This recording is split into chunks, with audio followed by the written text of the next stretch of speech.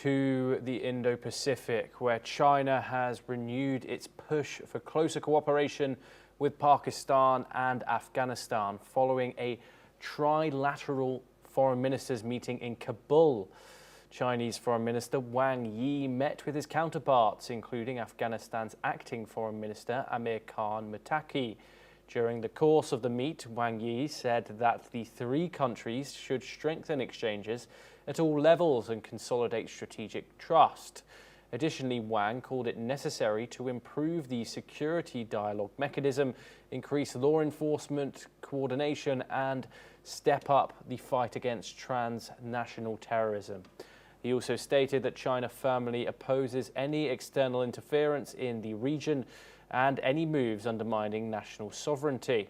Following the meet, Chinese state media reported that Wang urged Afghanistan to intensify action against the East Turkestan Islamic movement, a group Beijing blames for the unrest in Xinjiang. Beyond security, Wang highlighted the need to expand trade, investment and connectivity and called for both stability and growth across the region.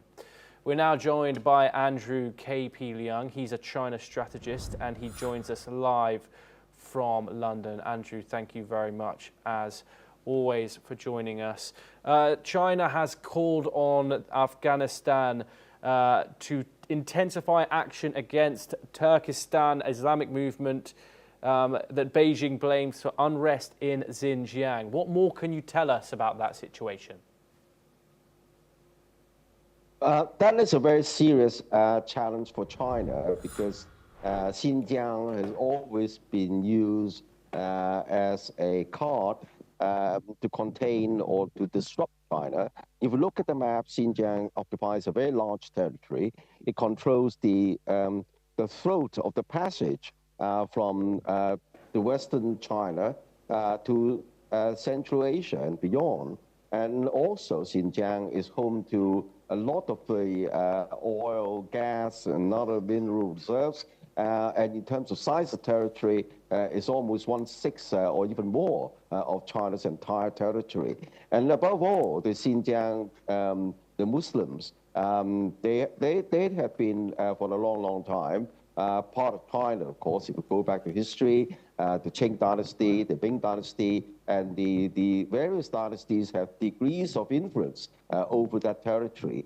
But then in recent years, and because there is a separatist movement called the Eastern Turkestan, and then of course their compatriots, as it were, all rallying behind them, and then of course there was a separatist movement trying to separate Xinjiang from China. Of course, this is a huge red line for China, and hence that if this opportunity to form a closer relationship with Afghanistan and with the Muslim brothers in Pakistan, which after all is a very close ally with China, is really part of the same dynamics, the same chessboard. But let's be clear, China's relationship, close relationship with Pakistan, for example, in the same way that the United States are forming a closer relationship with Pakistan, and China has to recalibrate and also to steer very carefully its relationship with India, for example, because Pakistan is regarded as a deadly enemy for India, and particularly in the light of the recent visit of Foreign Minister Wang Yi to India, and the forthcoming visit of Prime Minister Modi to China. So Beijing has got to walk a very tight loop, a very tight rope over this. Andrew, of course, China preaches peace internationally. However, its meeting with the Taliban can be criticized. Is there danger here that it gives the Taliban government some credibility in going into these talks? Well, the Taliban is, of course, extremely important.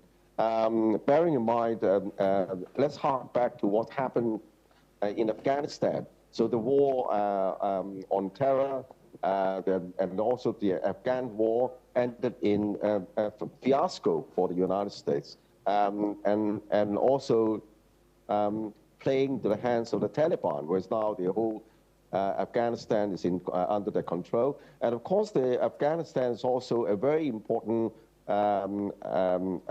passage country for China's Belt and Road Initiative. You look at the map, again, it really connects a connecting point, connecting nation, as it were, between China's western province through Xinjiang and also Tibet and to Central Asia, and from Central Asia to Central Asia, and so on. So the ascendancy of the Taliban in Afghanistan, of course, presents both a challenge in terms of the ties with Yes. the Uyghurs, but also it's an opportunity, and hence this recalibration of relationships. Andrew KP Lung, thank you. You are staying with us to discuss further.